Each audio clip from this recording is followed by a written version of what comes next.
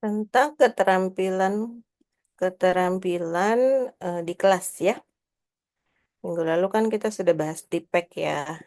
Nah, sebetulnya selain itu eh, yang tidak kalah penting adalah dalam pembelajaran itu adalah classroom management ya, atau pengelolaan kelas. Nah, di dalam pengelolaan kelas itu unsurnya ada banyak ya. Nah, ini yang kita mau bahas sekarang adalah terkait dengan classroom manajemennya. Pertama itu membuka dan menutup pelajaran. Jadi ketika kamu membuka pelajaran ya baru mulai kelas itu eh, kita tidak langsung menuju ke inti pembelajaran ya. Biasanya nanti anak-anak kaget kalau kayak gitu. Jadi kita harus bangun dulu suasananya ya biar anak-anak siap mempersiapkan anak-anak.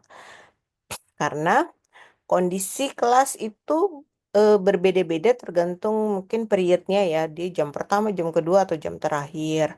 Terus misalkan ada jam-jam pelajaran kritis, misalkan kelasnya itu dimulai setelah pelajaran olahraga. Wah, itu akan jauh lebih sulit membuka pelajarannya. Biasanya kenapa? Karena biasanya mereka butuh waktu lebih lama untuk ganti baju dulu, ya kan? Terus udah gitu kondisi fisiknya mungkin masih lelah habis olahraga ya, lelah. Ada yang haus, ada yang masih berkeringat dan lain sebagainya gitu. Nah, itu biasanya challenging tuh untuk memulainya.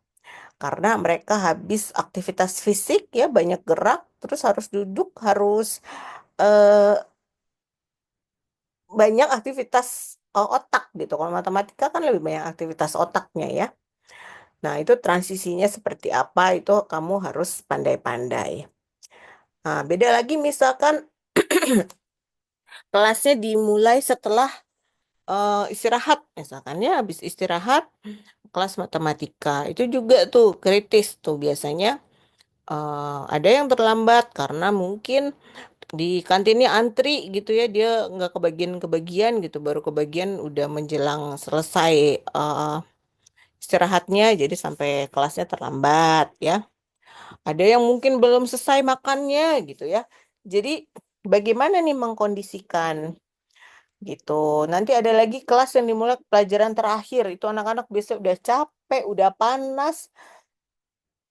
Itu juga sangat-sangat menantang ya. Motivasi mereka udah turun gitu. Apalagi di sekolah-sekolah yang nggak ada AC-nya ya. Itu eh, terasa banget ya seperti itu. Jadi tujuan kita dalam membuka pelajaran adalah mengkondisikan siswa supaya mereka siap untuk belajar matematika gitu. Kalau misalkan kalian masuk habis istirahat masih ada yang makan belum selesai, ya diberi kesempatan, ayo diselesaikan dengan cepat ya makannya gitu. Ya, ibu kasih waktu 5 menit atau bapak kasih waktu 5 menit ya habis selesaikan. Jadi jadi seperti itu gitu. Sambil sambil mereka menyelesaikan makan, mungkin kita gurunya bisa sambil mempersiapkan LCD, mempersiapkan yang lain-lain gitu ya. Jadi jangan langsung di-cut gitu. Nanti anak-anak apa udah bad mood gitu. Ini kan udah selesai jam pelajaran, jam istirahatnya, udah nggak boleh makan lagi. Simpan semuanya gitu. Kamu makan di luar, udah nanti bad mood lah mereka. Kalau udah bad mood nanti malah nggak bisa belajar ya. Jadi kamu harus pintar-pintar mengelola emosi anak juga gitu. Jangan sampai dia eh, jadi jadi bete gitu. Jadi nanti nggak enak belajarnya. Oke. Kemudian untuk menimbulkan minat ya serta menarik perhatian siswa gitu. Jadi eh udah selesai makannya gitu ya misalkan. Yuk kita mulai belajar ya sekarang. Nah, biasanya kan tanyakan dulu tuh gimana kabarnya hari ini gitu ya. Dia menanyakan kabar. Terus bisa diselingi dengan bercanda-bercanda kecil gitu ya. Nggak apa-apa gitu. Supaya terus biasanya kadang-kadang diawali dengan absen dulu kehadirannya, setelah itu baru dimulai biasanya dengan persepsi, ya. Kamu masih ingat gak kemarin belajarnya tentang apa gitu ya? Sekarang kita lanjutkan yang ini, misalkan gitu.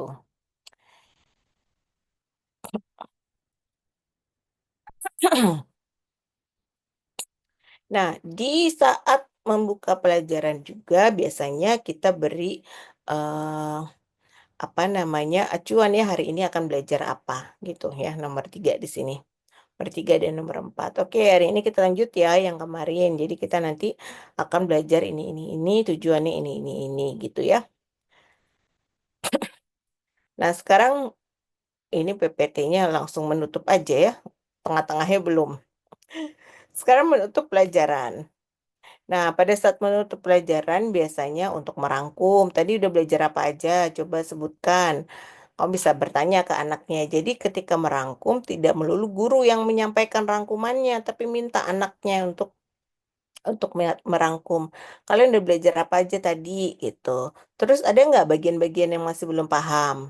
Bagian yang mana yang masih belum ngerti? Oke. Oke, kita simpan dulu ya. Nanti kita bahas di pertemuan berikutnya, misalkan gitu. Terus pada saat anak menjawab ya tadi belajar ini belajar itu misalkan ya mungkin ada hal-hal yang tidak dimention sama anak. Nah di situ kamu konfirmasi kembali. Jangan lupa tadi kita juga belajar ini loh gitu ya. Jadi fokus eh, kembalikan anak ke fokus-fokus yang memang dipelajari hari itu. Nah, setelah itu jangan lupa sampaikan untuk pertemuan berikutnya. Untuk pertemuan berikutnya kita akan melakukan apa gitu ya. Jika diperlukan mereka persiapan khusus, sampaikan ya. Pertemuan berikutnya kita akan lakukan eksperimen misalkan ya. Tolong tiap kelompok jangan lupa bawa alat-alat yang dibutuhkan ya gitu ya. Jadi mereka langsung bisa mengaitkan hubungan antara pertemuan hari ini dan pertemuan berikutnya. Atau misalkan kamu kasih PR, ya jangan lupa ya PR-nya dikerjakan. Nanti pertemuan berikutnya kita bahas. Ya, seperti itu. Jadi di apa di penutup pembelajaran kamu mengakhiri pembelajaran hari ini tetapi sekaligus memberi preview gitu ya, mengaitkan dengan pembelajaran berikutnya. Jadi melakukan tinjau ulang gitu tadi ya, merangkum gitu, merangkum, terus beri kesempatan pada anak untuk bertanya hal-hal yang mereka belum pahami. Ada nggak yang belum kamu pahami? Ada yang ingin ditanyakan gitu ya. Nah, itu bisa menjadi catatan untuk gurunya. Jadi pada pertemuan berikutnya mungkin bagian tersebut bisa diulang kembali gitu ya. Misalkan hari ini belajar tapi ada bagian yang belum paham, berarti pertemuan berikutnya diulang kembali. Terus tindak lanjut ya, ada kasih tugas, ada yang tadi ya. Jangan lupa kerjakan PR, jangan lupa bawa apa, baca apa untuk pertemuan berikutnya.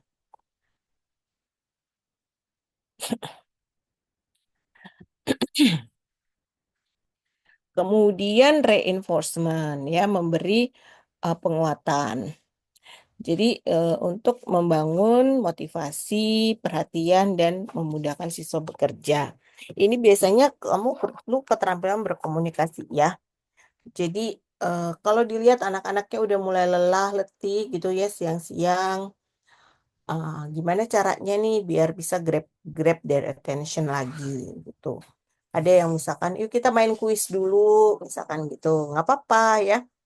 Atau dikasih ice breaking dulu, gitu juga nggak apa-apa, gitu ya. Nah, apalagi kalau kamu ngajar di jam-jam kritis gitu. Jadi harus pintar-pintar cari strategi untuk meningkatkan motivasi siswa ya. Jadi siswanya tuh tetap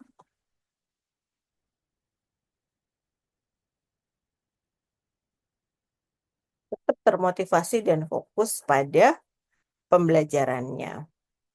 Nah, terkadang yang dilakukan guru misalkan dengan eh,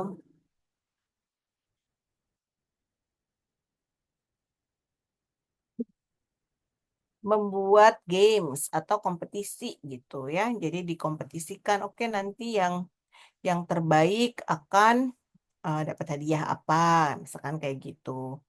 atau yang eh, eh, kelompok yang terbaik nanti dapat bonus apa gitu. Itu juga bisa ya. Jadi anak-anak tuh semangat, lebih semangat karena akan ada reward gitu. Nah, penguatan dapat berupa verbal, dapat juga berupa nonverbal. Berupa verbal ya apresiasi seperti pujian-pujian ya. Misalkan bagus, tepat sekali gitu ya. Misalkan oh good, very good, excellent gitu. Kadang-kadang anak tuh seneng ya kalau diberi pujian seperti itu.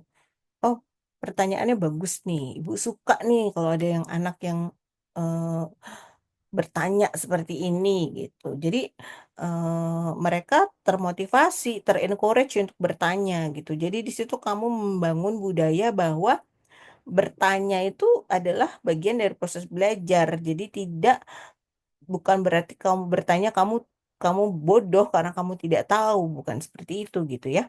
Jadi membangun itu, jadi anak-anak terbiasa. Bagus nih pertanyaannya, misalkan gitu ya. Oh, jawabannya bagus gitu. Jawabannya tepat atau tidak gitu. Yang diberi penguatan. Nah, gimana Bu kalau misalkan eh, jawabannya salah gitu ya atau pertanyaannya tuh sebetulnya pertanyaan nyeleneh gitu ya.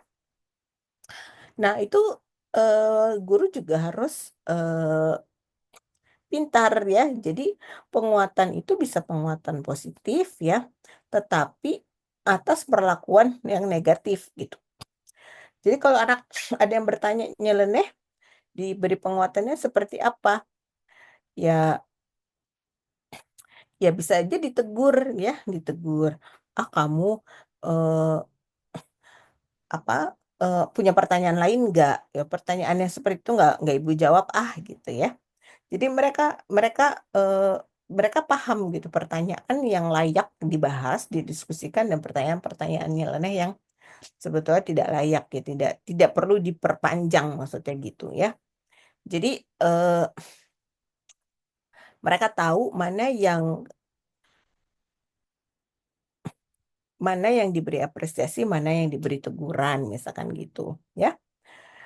Terus bisa juga berupa nonverbal, misalkan dideketin, terus mimik, gerakan badan, sentuhan, ya. Eh, terus bisa juga dikasih hadiah token ya, misalkan dikasih bintang gitu kan.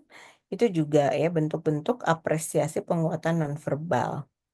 Eh, Bu, sebatas mana sih sentuhan itu diperbolehkan? Nah, sekarang kita harus lebih hati-hati dan sensitif ya, karena apa namanya zaman saya sekolah sama zaman sekarang gitu atau zaman kamu dulu mungkin sudah berbeda gitu ya. Kalau dulu zaman saya sekolah, guru nyubit itu biasa gitu, dicubit anaknya biasa. Kalau anaknya nakal ya dicubit sama gurunya gitu ya. Kalau sekarang dianggapnya abuse ya, child abuse. Jadi tidak boleh ya. Jadi eh,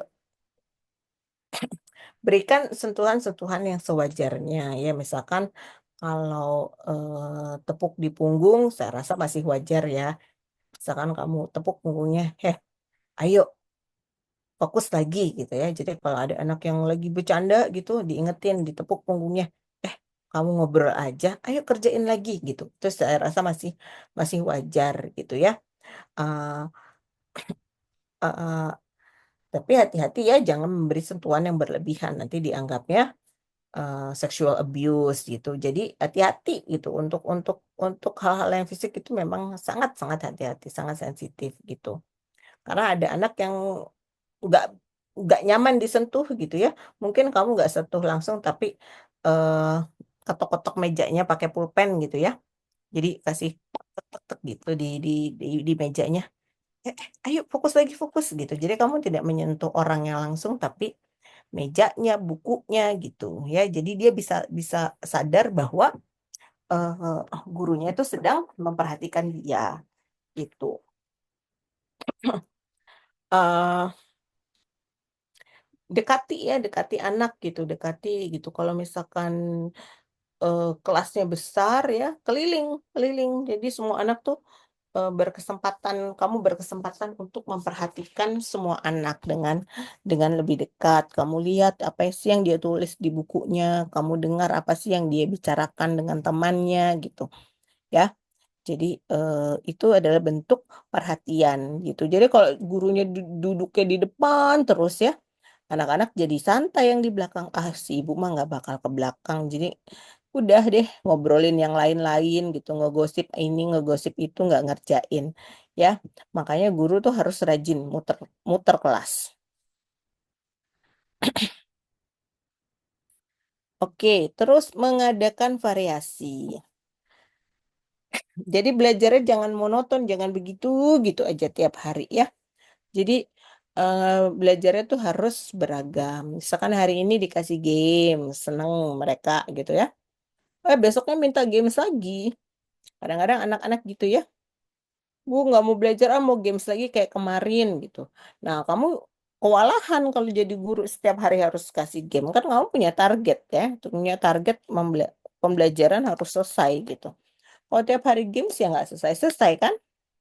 Jadi, jadi kamu harus pandai-pandai gitu. Enggak, kamu harus bisa menjelaskan ke anak gitu ya. Oke, nanti kita main games kalau kamu udah selesai membahas ini gitu. Kalau kamu bisa menyelesaikan tantangan ini selesai hari ini, nanti kalau ada waktu kita main games, misalkan seperti itu. Jadi gamesnya itu diberikan sebagai reward. Reward kalau mereka telah achieve sesuatu yang memang tujuan yang telah kamu targetkan. Nah, ada kalanya belajar individual, ada kalanya belajar kelompok gitu loh. Jadi belajarnya nggak monoton, tiap hari tuh berbeda-beda ya. Jadi anak nggak bosen. Nanti belajarnya pakai eksperimen, pakai alat bantu apa, kadang-kadang di luar kelas gitu ya. Jadi kelasnya menyenangkan, tidak membosankan. Media pembelajarannya juga bisa beragam ya. Bisa video, bisa alat peraga, bisa macam-macam ya.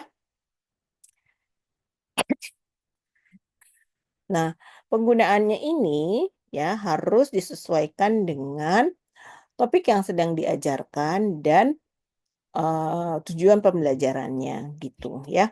Jadi harus cocok antara alat peraga, media dengan eh, topik yang diajarkan gitu. Jadi kalau mau pakai alat peraga ya alat peraganya harus tepat untuk mengajarkan topik tersebut ya. Terus pola interaksi dan kegiatan, bisa kerja kelompok, bisa kerja individu, bisa demonstrasi, diskusi, presentasi, macam-macam ya. Jadi itu kamu harus rancang gitu, gimana caranya, misalkan dalam setahun mengajar kelas 7, kelas 8, kelas 9 gitu ya, misalkan ada beragam variatif kegiatan.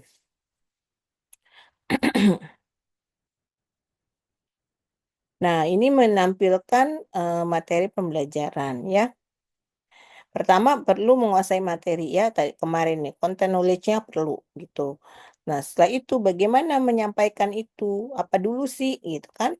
Nah, disinilah masuknya pedagogical knowledge-nya. Jadi setelah kamu menguasai materi matematikanya, oh untuk bisa belajar ini anak harus tahu apa dulu ya? Misalkan kamu mau mengajarkan tentang perbandingan. Perbandingan senilai, perbandingan berbalik nilai. Oh, sebelum sampai perbandingan mereka harus ngerti dulu konsep apa, konsep pecahan misalkan. Jadi nanti kamu bisa merancang tuh. Oh, berarti ya persepsinya harus ngebahas dulu pecahan, misalkan gitu kan. Nah, terus nanti eh, untuk perbandingan ini supaya lebih mudah dipahami harus dikasih contoh-contoh yang realistis misalkan. Contoh-contoh dalam kehidupan sehari-hari pakai contoh apa ya gitu. Kamu harus bisa tuh mencari contoh-contohnya. Lalu kemudian model yang mau digunakan gimana ya untuk memudahkan mengajarkan perbandingan ini, dibuat modelnya seperti apa? Apakah langsung pakai rumus atau nanti ada model pakai gambar, pakai apa gitu ya, yang bisa membantu anak memvisualisasikan perbandingan tersebut gitu. Jadi dulu kalau saya pernah ketemu orang dari Taiwan ya kalau nggak salah. Nah, dia tuh belajar perbandingan tuh pakai eh, strip ya. Jadi kayak garis bilangan, tapi dia pakainya paper strip gitu. Jadi pakai paper strip kayak pita gitu, dan diarsir gitu. Ini kalau bagi ini sekian sekian gitu. Terus oh iya ya, jadi lebih mudah dipahami gitu. Jadi kamu juga pikirkan itu model yang bisa digunakan untuk mengajar topik itu pakai apa. Terus alat bantunya apa gitu kan? Pikirkan juga mau pakai video atau mau pakai aplikasi apa, mau pakai apa lagi. Nah, itu kamu pikirkan bagaimana nih gitu. Ya. Nanti bikin LKPD-nya gimana ya? Urutan urutan pembelajarannya seperti apa ya? Nah, itulah bagian dari pedagogical knowledge itu.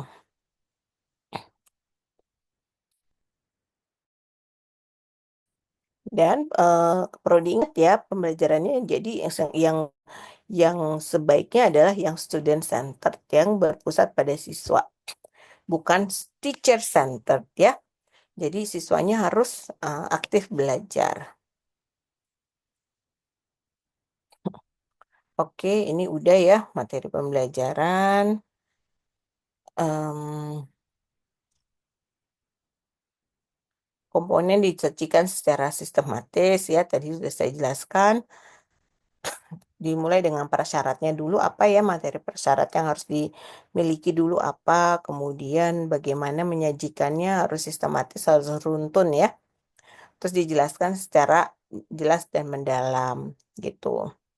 Jadi pakai bahasa yang jelas juga gitu. Kadang-kadang ya kita tuh udah terbiasa dengan bahasa sehari-hari gitu. Jadi ketika menjelaskan ke siswa, jangan sampai yang keluar adalah ini loh, ininya diituin gitu. Diituin tuh diapain gitu kan anak-anak bingung. Ya ininya dipindah ke sini, terus tinggal diituin aja deh. Diituin tuh apa gitu kan harus jelas ya. Dipindah kemana, diituinnya tuh di apa? Dikalikan kah, dibagi kah, atau di apa gitu ya. Harus jelas. Jadi jangan pakai kata-kata anu itu gitu ya, tapi kata-kata yang tegas dan jelas. Jadi mereka tuh ngerti gitu. Dan kaitkan bahasa sehari-hari yang digunakan dengan operasi matematika yang terlibat. Misalkan ketika menggabungkan sejumlah objek gitu ya dengan objek lain, karena digabung berarti jumlahnya akan bertambah. Artinya operasi operasi matematikanya adalah penjumlahan gitu loh ya. Jadi ada bahasa sehari-hari, nah itu berelasi dengan operasi matematikanya, menjumlah. Kalau mengalihkan, bahasa yang dipakai apa gitu kan. Jadi anak bisa relate gitu. Oh, kalau kayak gini dikali, kalau kayak gini dibagi, misalkan ya seperti itu. Penggunaan contoh dan ilustrasi ya. Nah, itu harus jelas juga. Kasih contoh, kasih ilustrasi, kasih gambar, uh, induktif atau deduktif ya. Uh, Kalau induktif kan dari hal-hal khusus ya, nanti kita cari kesimpulannya secara umum. Kalau deduktif kebalikannya, dari yang umum diberikan yang uh, terus bergeser ke khusus. Nah, bagian-bagian yang penting tuh harus ada emphasis ya, diberi tekanan, penekanan suara gitu, terus bisa dikasih warna bagian itu atau hurufnya di bold atau gimana gitu caranya supaya ini menegaskan bahwa bagian ini penting loh gitu ya.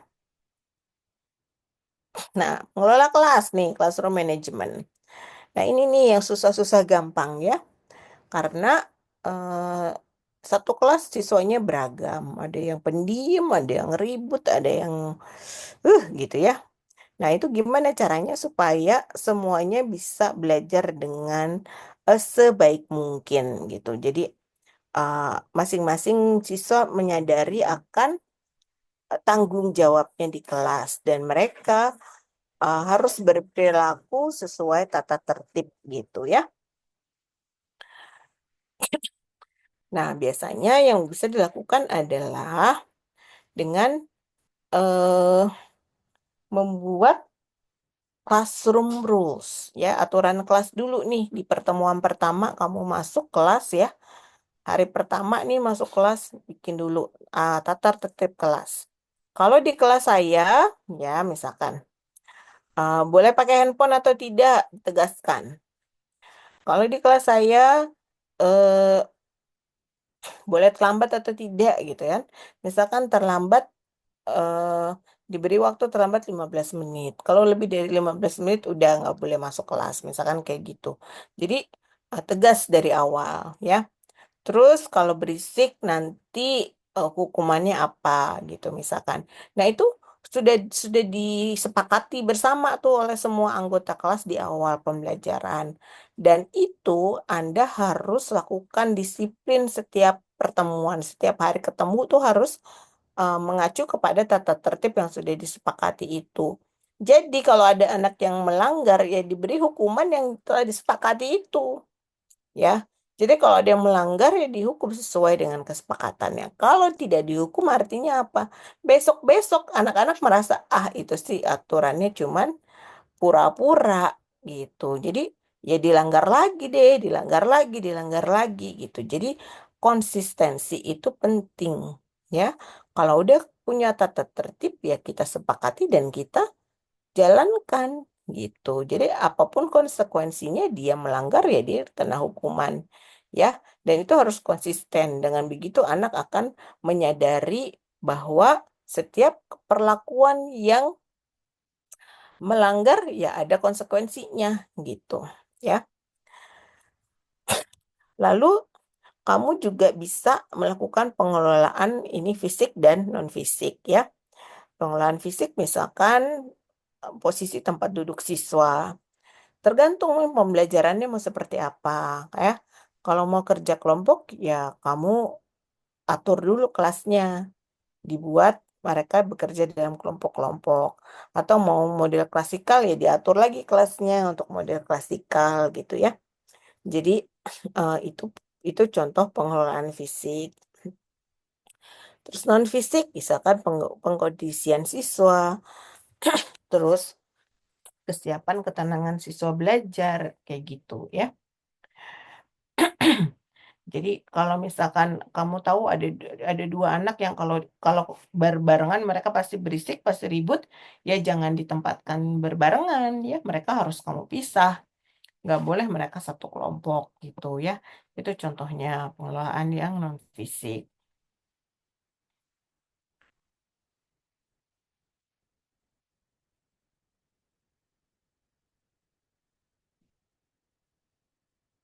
Nah, jadi kamu nih harus bisa ya dalam rangka membangun keterampilan pengelolaan kelas ya. Jadi menunjukkan sikap tanggap gitu. Jadi kalau ada anak-anak yang kenapa-napa tuh kamu reaktifnya cepet gitu, jangan didiemin aja. Misalkan ada yang mulai ada mulai berisik-berisik ya langsung ditegur ya, jangan didiamkan gitu. Terus membagi perhatian secara visual dan verbal gitu ya. Kalau verbal berarti kan berupa kata-kata, bisa aja kamu tegur deh, misalkan, hey, gitu ya, hey, eh, Rian, kamu ngapain itu? Ayo, kerjain lagi gitu ya. Kalau secara visual bisa saja kamu uh, gunakan gimmick-gimmick gitu kan. Misalkan di dalam PowerPoint-nya dikasih meme-meme lucu kayak gitu ya untuk menarik perhatian siswa. Boleh juga ya. Terus memusatkan perhatian kelompok, menyiapkan dan menuntut tanggung jawab siswa. Jadi, tantangan ketika kamu membagi siswa bekerja dalam kelompok adalah ada kalanya kamu butuh mereka untuk pause dulu, pause dulu di kelompoknya dan perhatikan secara klasikal. Nah, itu kamu harus bisa eh,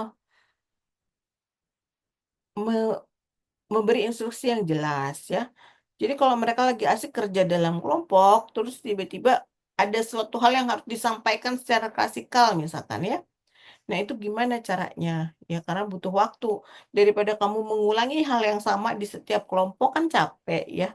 Jadi gimana caranya supaya mereka stop bekerja dulu dalam kelompok sebentar, mungkin 5 menit, stop dulu, gurunya mau ngasih pengumuman apa gitu ya. Jadi kamu harus create cara gimana tuh. Apakah misalkan diputerin musik tertentu gitu ya. Misalkan kalau dengar musik ini artinya stop ya bekerja dalam kelompok karena ada pengumuman apa misalkan gitu. Ya. Atau kalau kamu cuma ngasih instruksi verbal biasanya susah tuh karena mereka udah asik dalam kelompok ya.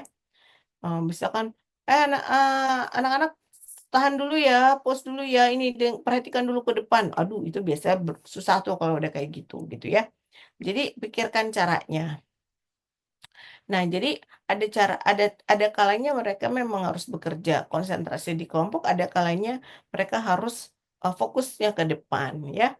Makanya pintar-pintar kamu membagi eh, apa namanya alur pembelajarannya ya, kapan waktu untuk kelompok, kapan waktu untuk klasikal.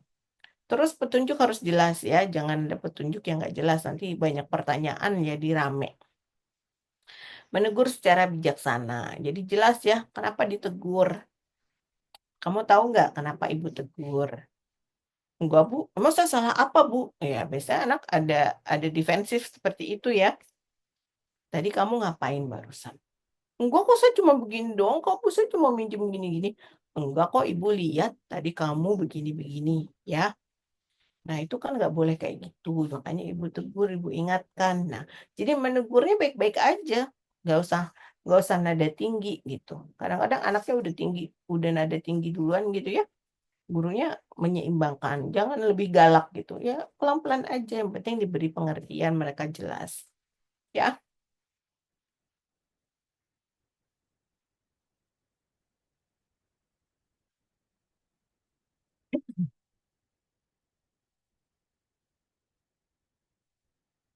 oke. Modifikasi tingkah laku ya. Jadi modifikasi tingkah laku itu ya bisa kayak tadi ya, bisa dengan aturan yang jelas, terus diberikan apresiasi jika tingkah laku anak baik, ya diberikan teguran jika tingkah lakunya buruk. Jadi mereka tahu tingkah laku seperti apa sih yang diharapkan di kelas ini gitu ya. Terus pada saat kelompok ya diatur tuh anggota-anggota kelompoknya ya supaya memang menjadi kondusif. Jadi usahakan sih jangan biarkan anak bikin kelompok sendiri. Ya, kalau mereka bikin kelompok sendiri, mereka hanya berkelompok dengan teman-teman mainnya aja. Dan itu nanti yang ada mereka nggak kerja, tapi malah sibuk membicarakan hal yang lain. Jadi pembagian kelompok usahakan dari guru gitu.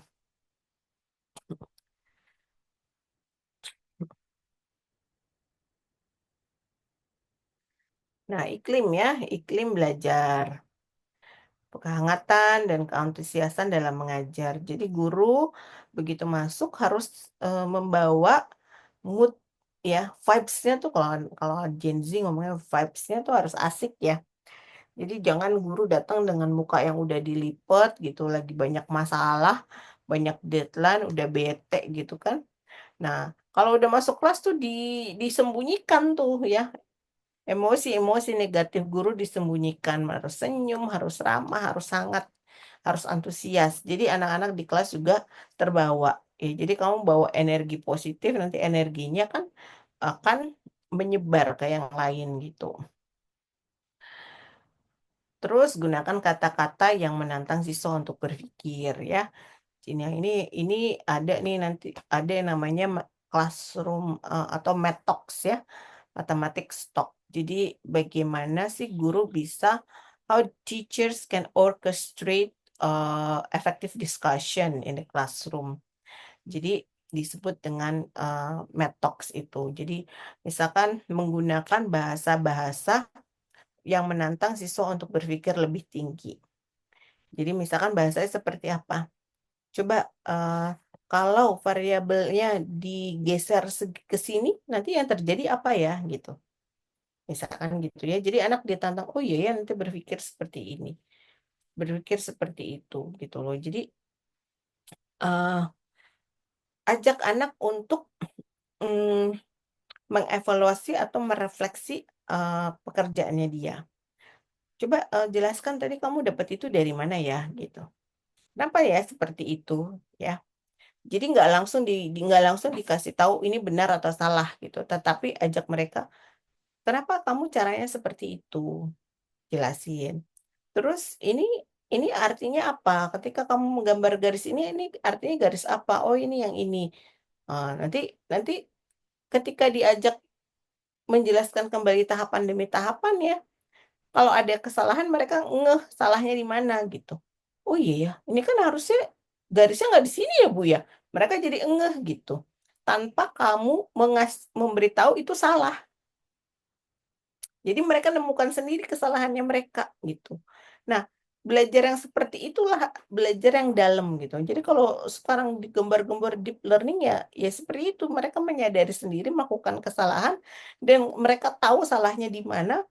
Nah, tinggal bagaimana gurunya nanti mengarahkan untuk memperbaikinya seperti apa. Oh iya ya, ini kan harusnya nggak boleh begini ya Bu harusnya. Iya, harusnya gimana? Kamu tahu nggak? Ya, diajak lagi ditanya lagi. Oh berarti di sini ya koordinatnya ya Bu. Oh di saya salah ya Bu gitu. Mereka ngerti. Oh ketika mereka ngerti memperbaikinya, artinya itu sudah di track yang benar gitu ya.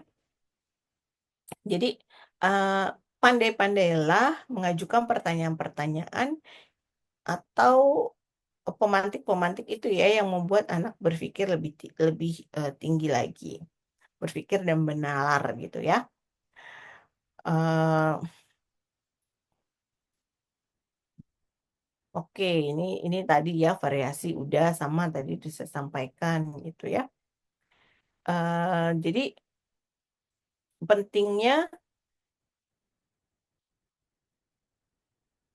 eh, luwes ya, luwes dalam berkomunikasi. Jangan terlalu kaku juga. Apalagi yang kalian hadapi nanti itu adalah anak-anak SMP, SMA ya, teenagers gitu, masih remaja, masih labil emosinya gitu. Jadi harus luwes lah ya, bahasanya harus luwes. Kadang-kadang anak itu nggak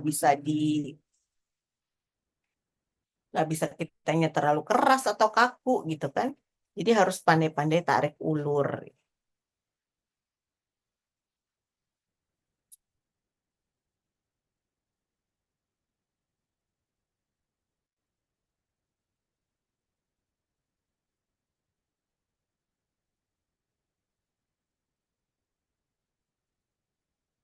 Yang harus dihindari ya, campur tangan yang berlebihan. Jadi guru nggak usah terlalu intervensi dalam-dalam ya.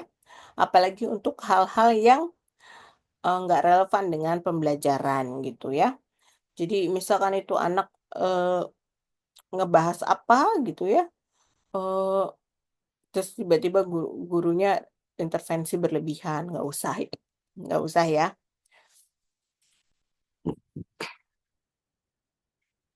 Terus misalkan ada gurunya tidak siap, ya. Nah itu karena gurunya tidak siap, tiba-tiba satu topik dihentikan, tidak dibahas gitu. Nah jangan seperti itu ya. Misalkan ada anak yang bertanya tentang apa gitu, kamunya belum siap nih untuk ngebahas itu. Ya, kamu bisa sampaikan, oh iya bener ya pertanyaannya itu bagus. Tapi untuk menjawab itu, saya harus menggambarkan atau membuat visualisasinya supaya kamu tuh bisa paham gitu. Dan saya belum punya. Jadi nanti ya saya siapkan dulu ya gitu. Jadi pertemuan berikutnya nanti kita bahas ya. Bilang aja seperti itu dan pastikan pertemuan berikutnya memang kamu bahas ya. Ketidakpastian memulai dan mengakhiri pelajaran ya. Jadi ngajarnya sesuai jadwalnya ya. Jangan mulainya mundur, terus akhirnya mundur juga kan nggak bagus ya. Jadi ibu gurunya datang terlambat. Akhirnya waktunya udah habis masih ngajar terus ya. Anak-anak biasanya akan merasa nggak nyaman ya kalau waktunya habis masih terus belajar. Terlebih lagi kalau ada jadwal mata pelajaran berikutnya kan berarti kamu mengambil mata pelajaran yang lain ya. Jadi harus on time. Penyimpangan yang terkaitan dengan disiplin diri ya, disiplin diri ya, disiplin si gurunya itu kayak tadi ya, masuk masuk dan keluar harus on time kayak gitu ya. Terus kalau misalkan hari ini jadwalnya untuk latihan soal ya latihannya udah kamu bikin gitu, kamu udah siapkan tuh soal-soalnya ya. Kamu mau bikin ulangan ya ulangannya soalnya udah disiapkan, jangan masuk kelas belum ada persiapan apa-apa gitu kan. Terus jangan bertele-tele dan jangan banyak mengulang yang tidak diperlukan. Nah, diskusi juga nih penting ya, bisa bisa membimbing diskusi. Jadi perhatikan jumlah siswa efektif dalam setiap kelompok itu berapa orang. Jangan terlalu banyak, jangan terlalu sedikit, dan heterogenitas siswa ya.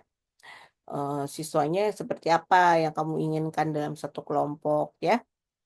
Nah, kadang-kadang sekarang dengan adanya differentiated learning, justru kelompoknya kelompok homogen ya, karena nanti akan diberikan perlakuan yang berbeda sesuai karakteristik kelompok. Itu juga ya jadi perhatian.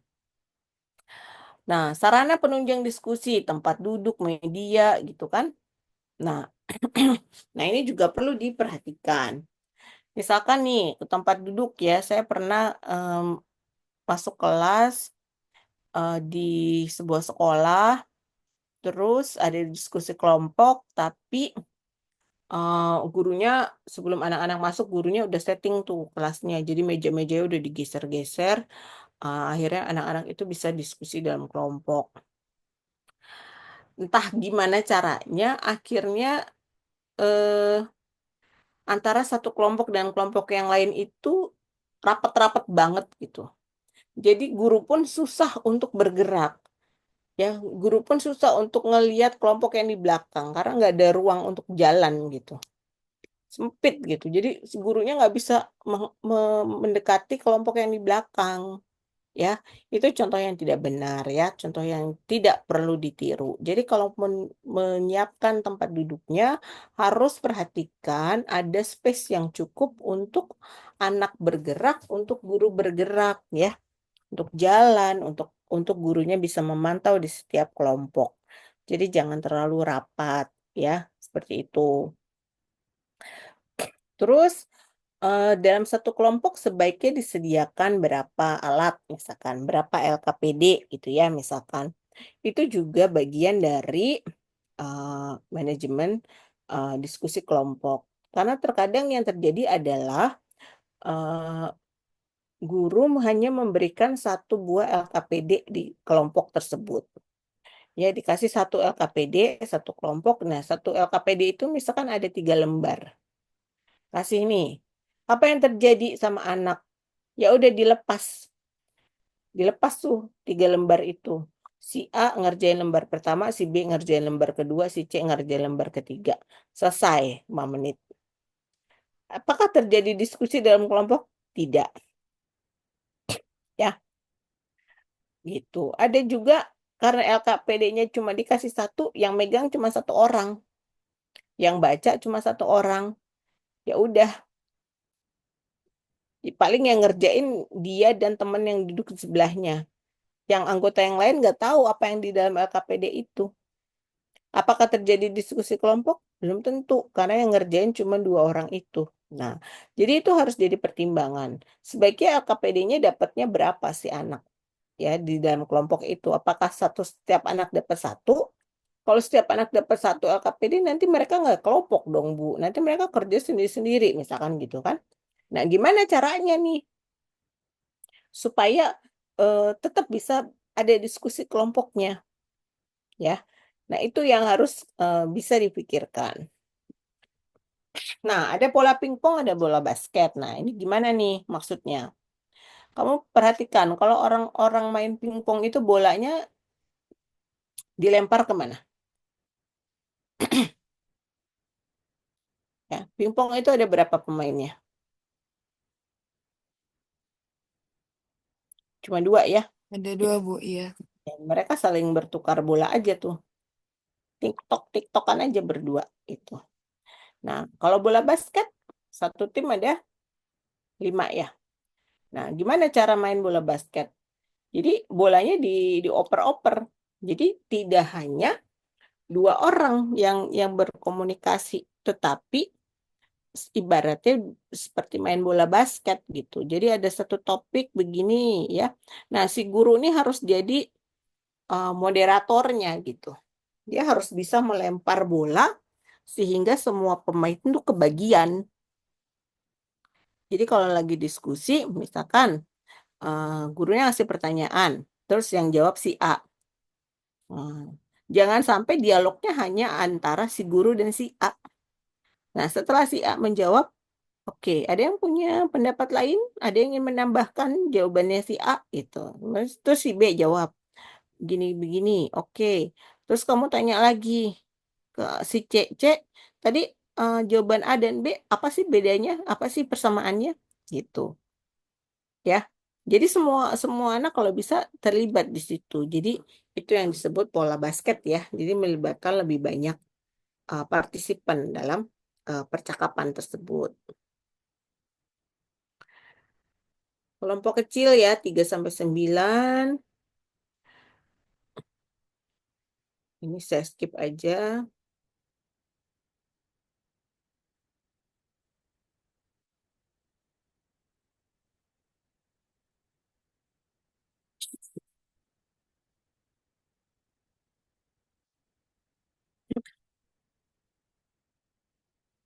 Nah, ini penting ya mendiagnosis kebutuhan siswa. Jadi eh, yang saya sebut assessment for learning ya itu.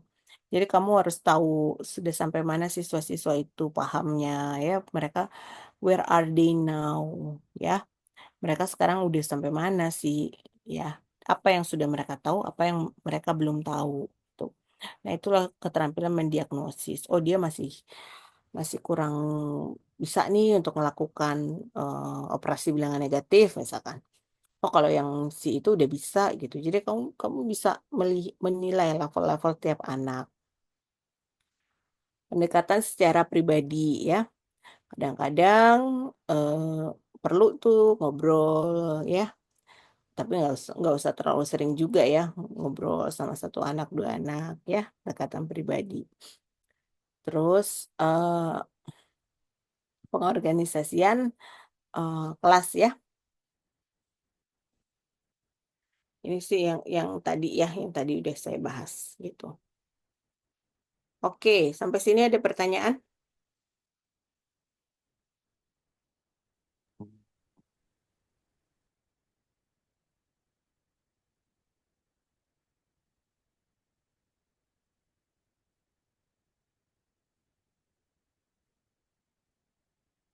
Oke, nggak ada. Sepertinya belum ada, Ibu.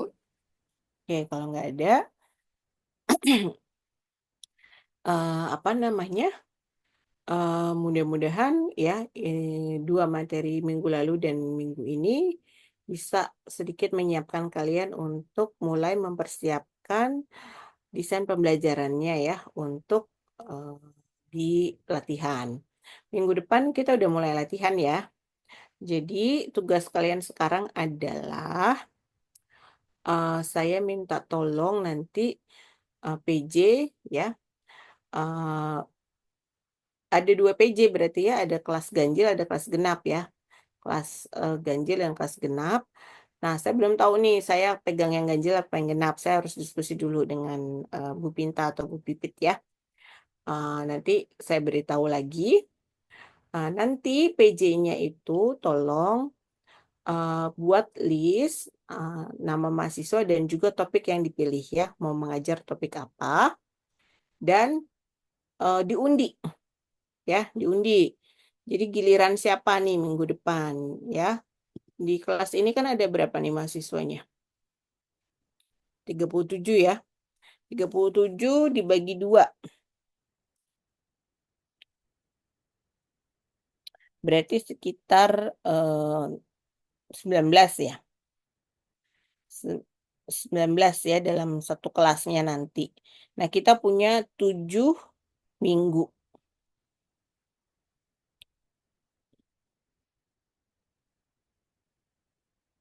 Jadi akan ada yang 1 minggunya 2 anak, akan ada yang 1 minggunya 3 anak ya.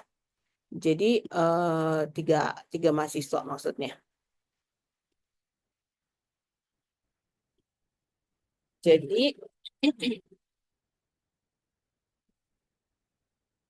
eh, jadi tugas kalian sekarang adalah silakan dibuat urutannya ya, urutan tampil setiap minggu. Ada yang 2 orang, ada yang 3 orang.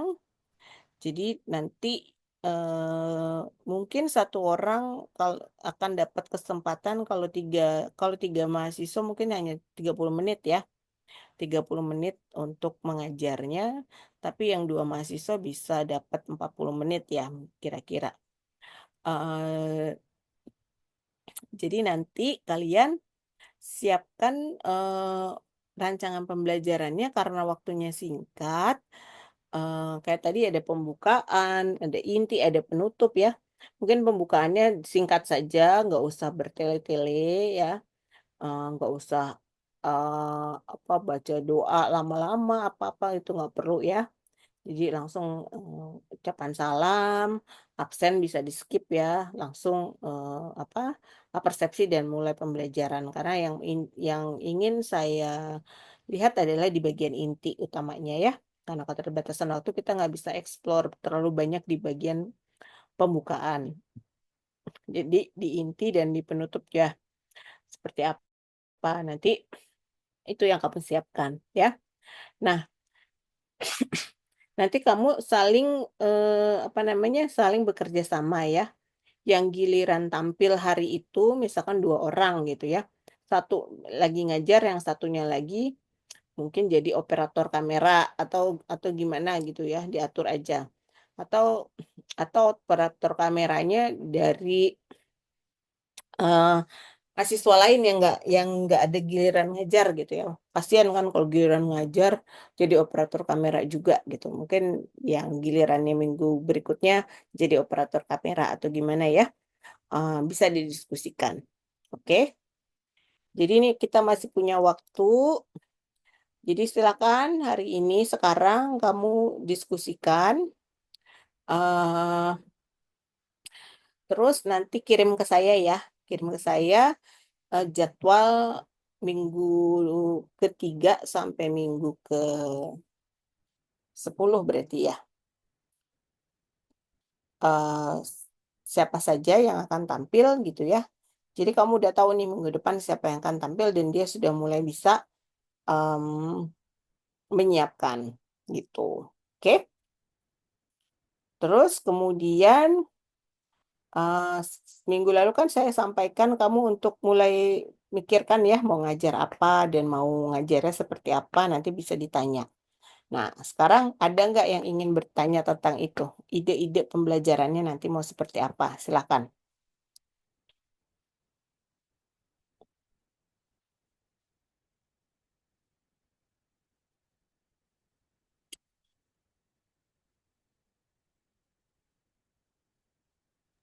Ibu, izin bertanya, Ya, per satu orangnya itu nanti dapat berapa kali kesempatan latihan ya, Bu? satu. Oh, satu. Latihan satu, ujian satu. Ya.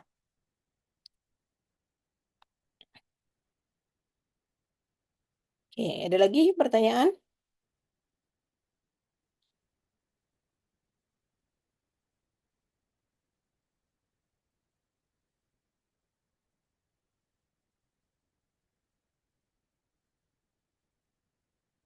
Kalian udah memikirkan belum nih mau ngajar apa?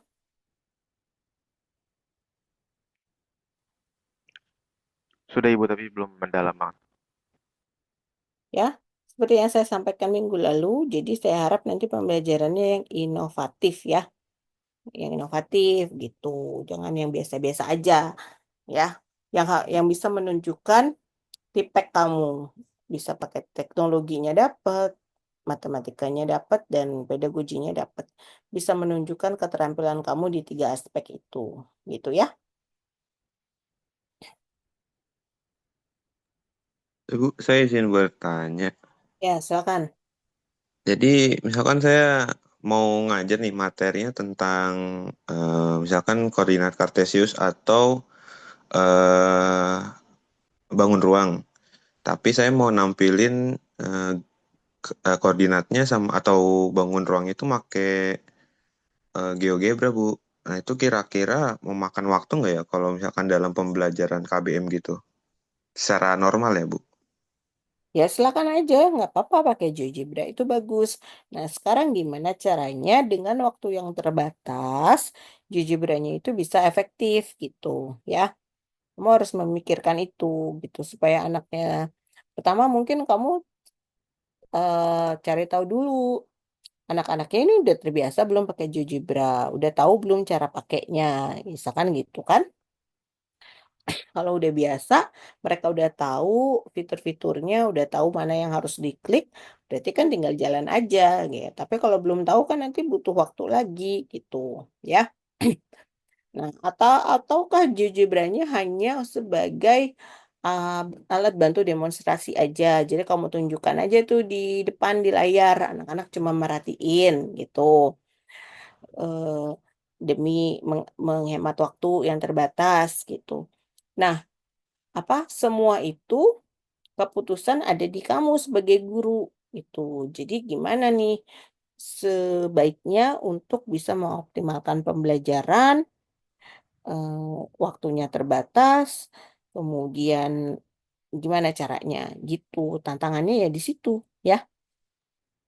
Baik, Bu. Terima kasih banyak. Mm-mm. Oke, next ada lagi yang mau bertanya?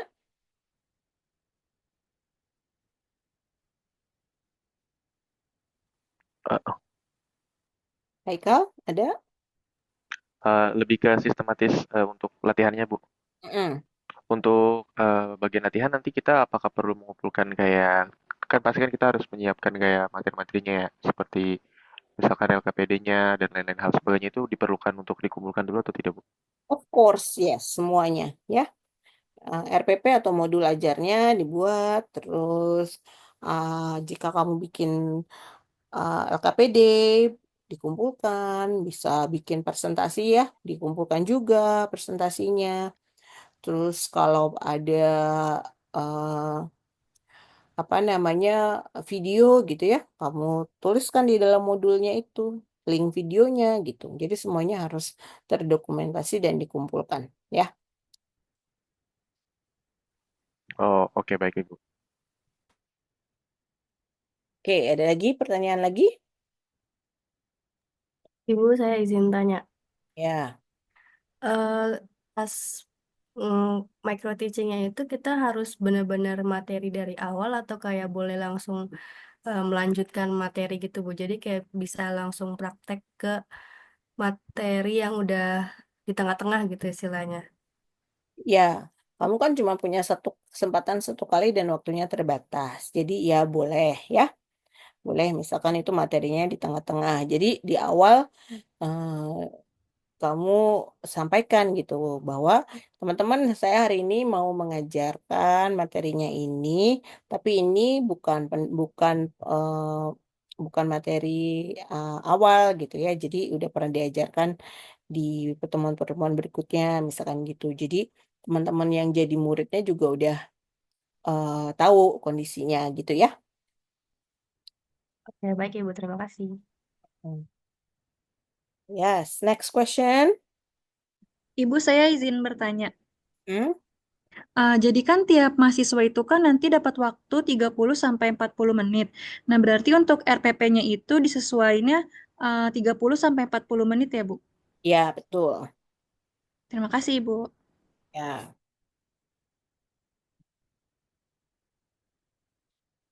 Lagi pertanyaan berikutnya. Saya mau bertanya, Ya, silakan.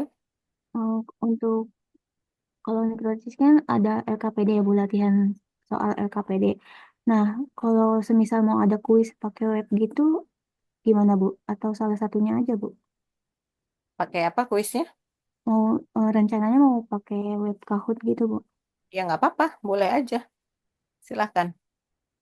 Ya, Cuma nanti pertanyaan-pertanyaan Kahootnya di apa eh, nggak tahu bisa di print atau enggak ya, nanti dikumpulkan dalam laporannya atau link Kahootnya ya dikumpulkan gitu. Ya, Berarti boleh double gitu ya, Bu? boleh. Yang penting waktunya memadai. Kamu harus memikirkan waktunya. Kalau bisa dilakukan semuanya ya silakan aja. Ya. Terima kasih, Bu. Heeh.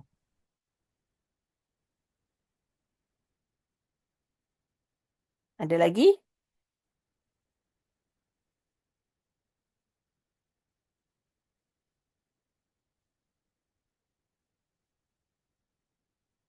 Oke, kalau sudah tidak ada, silakan sekarang diatur ya, diatur gilirannya. Kalian langsung membentuk kelompok ganjil dan kelompok genap. Lalu diatur gilirannya minggu, eh, kita punya 7 minggu ya. Siapa aja tuh. Jadi eh, latihan 1 sampai latihan 7 gilirannya siapa aja ya. Nanti tolong kalau sudah dikirim ke saya ya jadwal urutannya dan kalau bisa kamu udah punya topiknya mau ngajar apa ya. Sampai sini jelas? Jelas, Ibu. Jelas, Ibu. Bisa ya dilakukan ya secara mandiri ya. Oke, kalau gitu bisa ditinggalkan ya. Kalau saya percaya kamu bisa kondisikan itu sendiri. Berarti saya cukupkan dulu ya untuk pertemuan hari ini. Terima kasih banyak semua ya. Sampai ketemu lagi minggu depan, insya Allah. Oh ya, untuk selama latihan dan micro teaching ke depan, kita tiap minggu luring ya. Tiap minggu pertemuannya luring karena harus latihan betul-betul. Oke, Oh, oh iya Ibu, maaf. Izin bertanya sekali lagi, Bu. ya apa? Untuk kamera itu berarti nanti saya bilangnya ya gimana ya, Bu? Bisa bilang minjem ke lab, bilang aja untuk micro teaching. Udah tahu kok biasanya. Setiap semester mereka udah paham ya. Pak Bani atau Mbak Ajeng udah paham gitu. Untuk micro teaching kelasnya Bu Meli gitu ya. Oke, cukup. Sebelum saya akhiri, ada pertanyaan lagi nggak?